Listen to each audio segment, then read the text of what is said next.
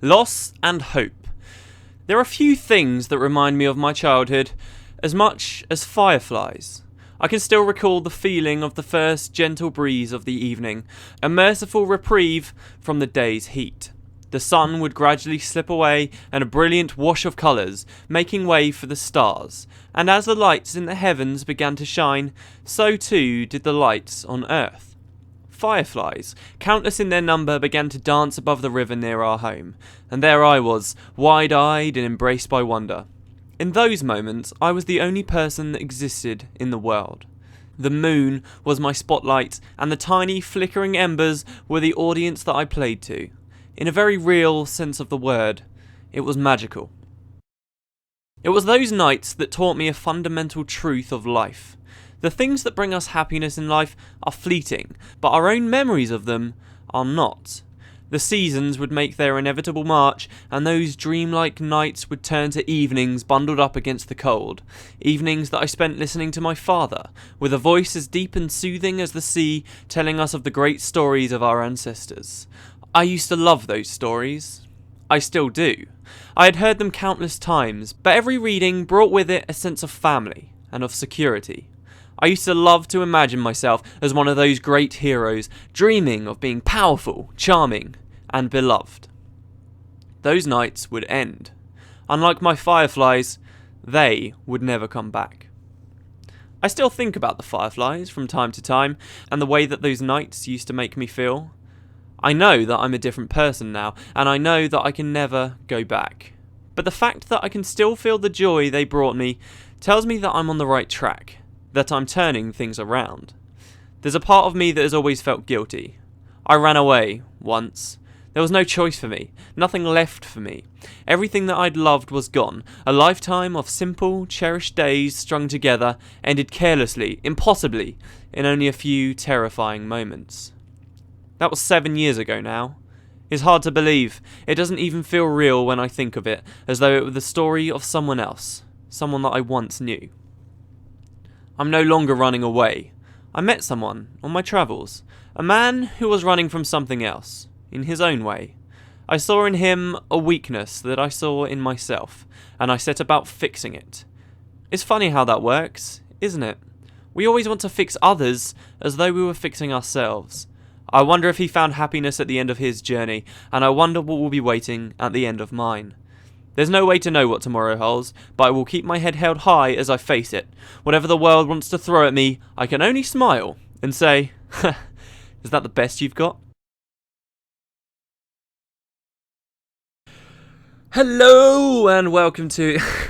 Oh man, I was so tempted this episode to do a really obnoxious intro just to completely shatter the mood that was set from that reading. I really liked that one. I really liked reading that one out. I thought that was pretty good actually, if I do say so myself. I thought that was pretty cool.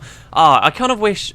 See, the thing is, the Warring Crite was quite nice because I could always establish a lot of episodes with little readings like that. But Winds of Change, there's literally 3. Now, the last one, okay, I'll tell you guys now.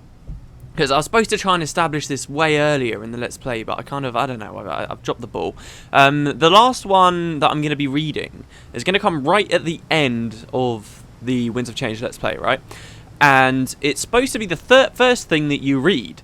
Now, it comes from... see, how do I do this? Okay. No, I will just say that, okay? There's something that I was supposed to read at the start that players, I suppose, are supposed to be asking themselves about as they play through. That ends up being quite an interesting twist on all the stuff that's going on with Winds of Change, and I'm going to read that at the end and introduce that to you at the end. So remember that. I want you guys to be thinking, oh, there's something interesting going on, because there is something interesting going on that's a bit behind the scenes, and to me it's the most interesting thing about Winds of Change. And I was supposed to mention it ages ago, really, but I've never really found a good moment to say it. It's a bit like the Avinia thing, really. Like, oh, when do I say that we're never going to see Avinia again, or what do I remind people? It's not exactly the same as that, but it's something quite interesting going on. Anyway, so... we skipped forward ages. It took ages for this stuff to come out. But finally part 3 was released. You'll remember where I was actually in the LP. I wasn't too far away when this first came out. And eventually, finally, we can come speak to Miku. And there's been news on something that's been going on she's been talking about for pretty much most of part 2. Anyway, she says, it's good to see you again. How's the fight going your end? And we say, it feels like struggling against a flood. The Ministry of Purity continues to gain momentum and more people are rallying to their cause. At this rate, they just might cause another war with the Tengu. And Miku says, it's sad, isn't it, to see hope and fear so closely entwined. People want a better life, but they don't want to better it themselves. Instead, they will chase down anything that is held up before them as a scapegoat. The afflicted, the gangs, and now the Tenku. That's an interesting way to look at it, because they all think they are helping themselves. But Miku says, all of this stems from Reiko. If she can be removed from power and discredited, maybe the people will see the kind of person they've been following. Maybe they'll come back to their senses. Here we go. So she says Jinai is the only other person that knows the truth of what happened with Reiku and Ashu. If Reiku has done something to Ashu, then they can use that knowledge. Maybe it will get through to him. The people will listen to Ashu, and if he stands up to her, and we say then the people will follow him. Maybe we can stop this before it can do any more harm. The actions of today became the lessons of tomorrow. I fear to think what would happen if people follow the wrong ones. How do we get to Jinai? And Miku says, tracking down Jinai's been difficult. He's gone into hiding ever since he apparently confronted Reiko. So there's some good news. And then there's some bad news. So yeah, she's going to be like talking about Jinai here, who we've heard about being missing for a while, and part 3 kind of opens with this kind of story coming forward. We say, well, what's the good news? Miku says, the good news is that I've been able to figure out where he secreted himself away to. Well, huzzah, we finally found that out. I like that it kind of gives the impression she's been busy as well in the meantime, while we've been busy as well. And the bad news? She says the Ministry of Purity movement suggests they're close to figuring out as well. Their searches are getting closer. We need to get to him, and we need to get him first. Yeah, what a shocker that is then, eh, guys? I think we could have probably all seen that coming. We're going to have a fight with the Ministry of Purity over Jinai. Right, is that the dialogue over? I believe it is. So yeah, let's get started with part 3. Hard mode only. I am in hard mode, otherwise she wouldn't have appeared. See, thinking ahead. She says, time's tight. We need to get to Jinai before the Ministry of Purity does. Whatever he knows, it's dangerous enough to Reiko that she has the Ministry hunting him down. If they find him first, that knowledge dies with him. And I know it's something that we need. We better go in prepared for a fight, though. I'd like to believe that we'll make it there first, but with our luck, you know, I'm just saying. Okay, so let's move, or it's probably not as pressing as you think. No, let's move. Let's do it. Right, I want to find Jinai. Okay, so she will actually just load us into the instance here. It will take us into a challenge mission, which is pretty cool. We're actually going to be coming out to the Ultram Ruins, alright? Like the actual area that you're going to be participating in that in. Now, this, I'm going to have to go and see the dialogue, then we'll have to load back in so that I can have any shot at really completing this, because this can be a hard one if you don't have the right tactics. So we're going to have to do this twice. But Miku says, Jinai should be holed up in the ruins out in the Kurzik lands, at least until we feels it's safe enough to move on again, or the Ministry of Purity get to him. Either way, not outcomes we want. We just need to get to him as soon as possible. Just tell me when you're ready. I swear to God, right, as soon as I start recording, everyone starts screaming like fucking retards in my house, and my dog starts barking all over the place. Sorry if you can hear that. Yeah, we should leave it once. Let's do it. Okay, so yeah, we get to go to the Ultram Ruins, and we will indeed find Jinai here. It's not a particularly long quest, it's just a very difficult one, which is quite cool. A lot of the part 3 stuff gets kind of difficult, but it's also stuff that I'm hoping in hard mode, at least when me and Mike did it, if you know a specific tactic, you should be okay. So anyway, here's Jinai, and Miku runs forward and says, Jinai, we finally found you. He says, stay back. Wait, Miku, is that you? You say you've been hiding here in these mysterious ruins that still remain mysterious to this day, and Winds of Change won't actually teach us anything more about. Miku says, is there anyone else that could pull this off? Pull off this look like I do? Yeah, of course it's me. It's been a long time, and a long time spent tracking you down. He says, I've been hiding for good reason. It's because of your family, because of your aunt. I'd heard rumours that you'd survived, but I never expected. Listen, there's something you need to know. What do you need to know? She says, so a Ministry Enforcer comes and says, that'll be quite enough. Your knowledge dies with you here now, killing the traitors. Now that's just an added bonus. Yeah, so we're all here as well. Right, now I'm gonna save myself a headache, guys. I'm gonna save myself a headache. We're gonna go back to Tanakai. I'll see you when we're at Miku.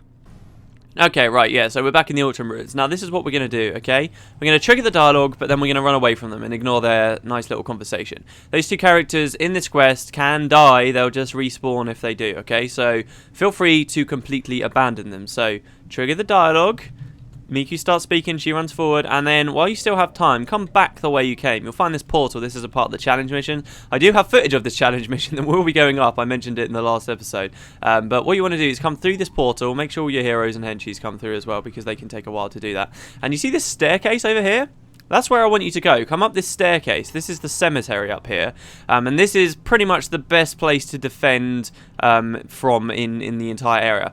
The way that this quest will work, I'm sure we'll get some more dialogue to read soon enough. But the way that this quest works, if everybody moves back, please, is you're going to have loads of ministry running around all over the place, and a lot of ministry. If you're in the wrong place, a lot of them can aggro you at once and just completely devastate your team. I mean, seriously, just kill you. And it is a very, very difficult quest if you don't know a decent tactic. There are supposedly 3 tactics. There's 2 safe locations you can go to, this being one of them, this being the one that I've always tried to use.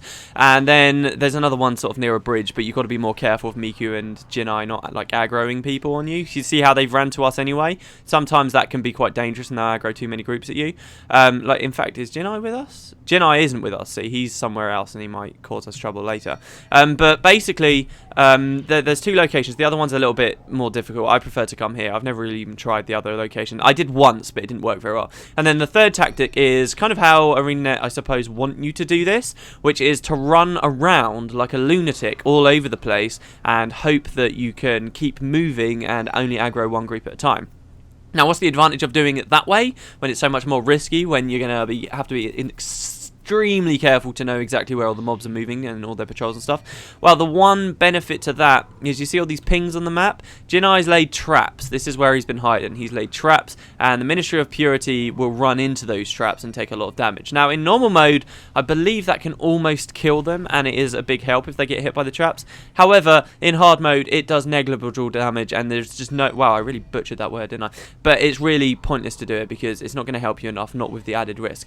You come here, and you're pretty much going to be confident that only one group at a time will be coming to you. In fact, if you wait, the way I did this with Magical Mike, we actually went and watched the dialogue and then ran here and we sort of drew aggro as we came along, and we had like a constant stream of fights, which isn't ideal. If you do it this way, the way I just did it, you can actually have it's all a little bit more paced out. The actual goal to complete the quest is not to escape with Jinai or anything like that. It's just to kill pretty much all of the ministry around here. But they do have very large, very sweeping patrols, which does mean that you'll be pretty much safe. So as you can see here, we've aggroed this one guy. He's like serving as a bit of a scout here, and what that's done is aggroed this other group here, I believe, who should be running over now. So that's the kind of the way this will work. You can sort of bar them all off and they'll get nuked down on this this staircase here, particularly if you have a minion master.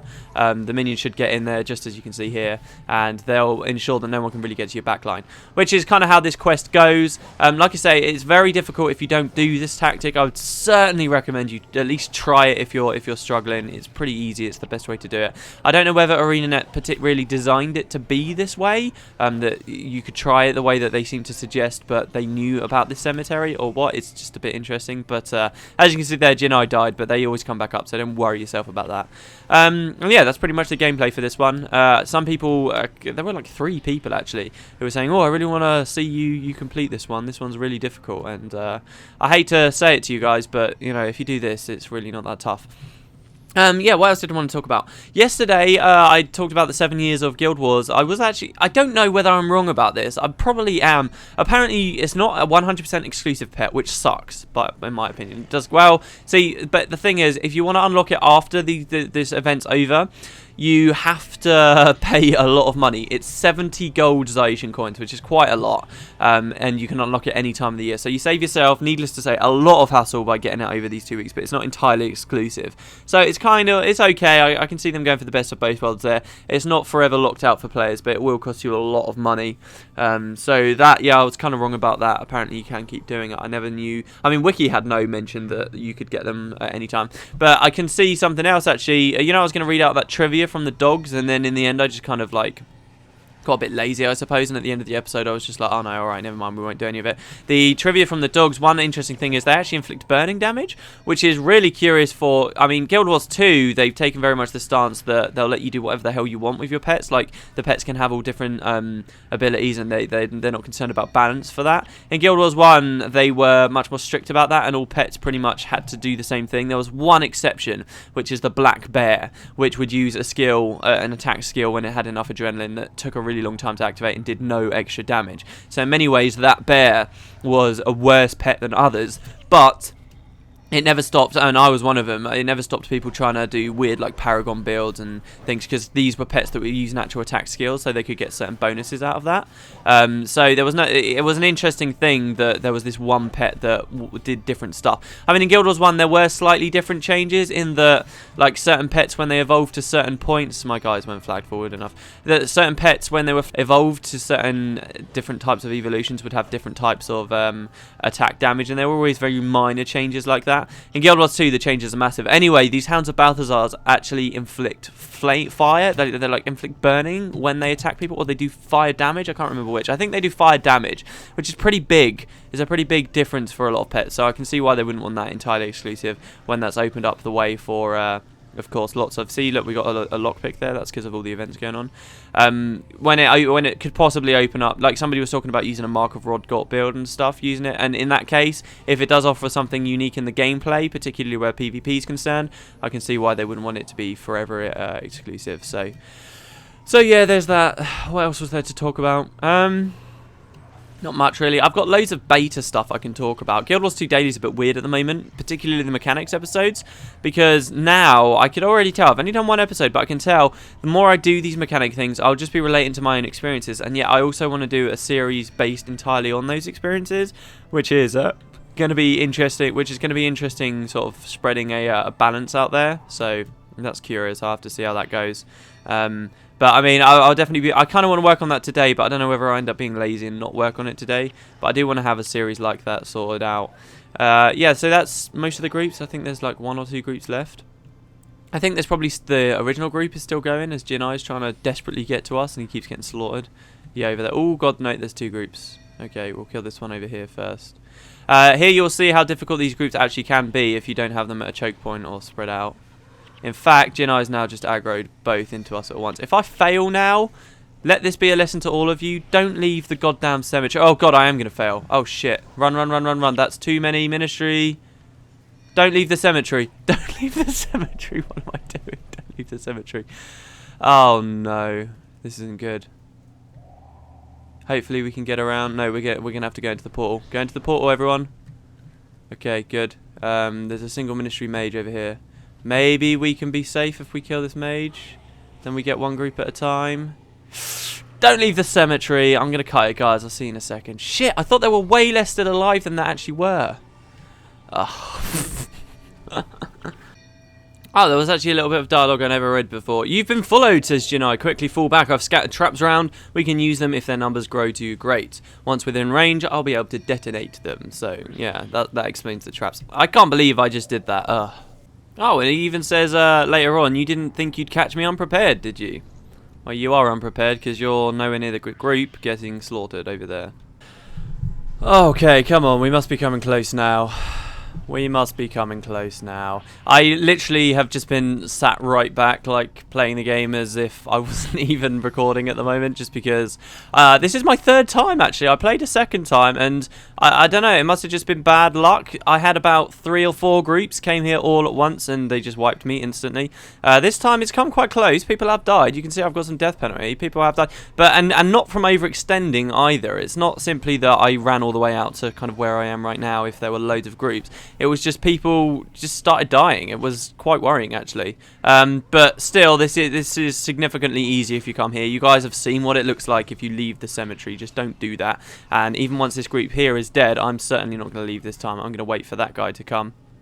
They've got weird aggro mechanics. I think they send just like 1 guy out that will aggro on you from like anywhere in the map. And then that 1 guy, I'm going to die because I'm overextended. Fucking hell, that 1 mage, man. Dangerous. And then as soon as that 1 guy engages you, I think it's the rest of the group will then come. Well, no, even that doesn't make sense because he was the last guy left alive and he killed me. What a shocker that is. Anyway, there, so we finish and Janai can now tell us. He says, it's no longer safe here. I need to move on. This conflict is not my own. I was just in the wrong place at the wrong time. Listen, Miku, there's something you need to know. Yeah, tell us. Where are you, Janai? There he is. He says, Reiko didn't find your brother. He didn't miraculously survive the way that she's been telling people. He's not blessed by the gods. Right? I was the one that found him that day. The boy was bloody and torn, barely hanging on to life. The only miracle was that he was still breathing. We treated him, and I took him to Reiko. At the time, I believe she was the last surviving relative of your family. Yeah, the aunt. So it was the Imperial Guard that saved this kid's life. She took the boy in, and things seemed normal at first. As time went on, however, her stories of his survival became more grandiose. Every time she told them, people listened. Their ideals wanted to listen to her message of hope, but for her it was always about something more. As time went on, Ashi began to change.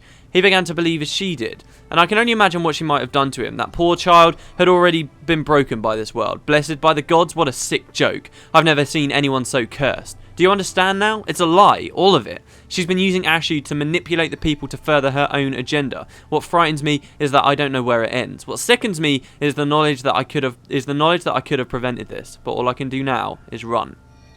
So I can see that because Ashi's like this miracle child, and it actually, if anyone, it actually turns out it's the Imperial Guard who she's been blaming for being so complacent that saved his life. She can't have people knowing that. And we say it all makes sense now. No wonder Reiko was so quick to order the Ministry of Purity to kill you. Your proof of existence as a threat to her fabrication of a miraculous survivor of the Udachi family. Which also makes sense. Oh, I'm also a member of the family. I was there too, and I survived. Look at me, I'm fine. If people begin to doubt her, then little by little her base of power begins to erode. The faith of the people is her most dangerous asset.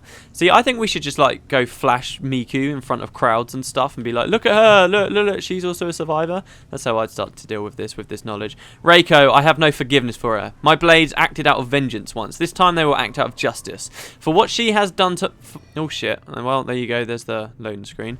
For what she's done to my people, for what she's done to my brother, there's a very steep price to pay, and I intend on collecting. So, all the way through part 2, we'd been hearing about Jinai and how he was missing and how he was one of Miku's last friends. And I don't know, now we meet him and this is the revelation. Could we not have kind of pieced that together ourselves anyway? But in any case, there you go. That's how they open part 3.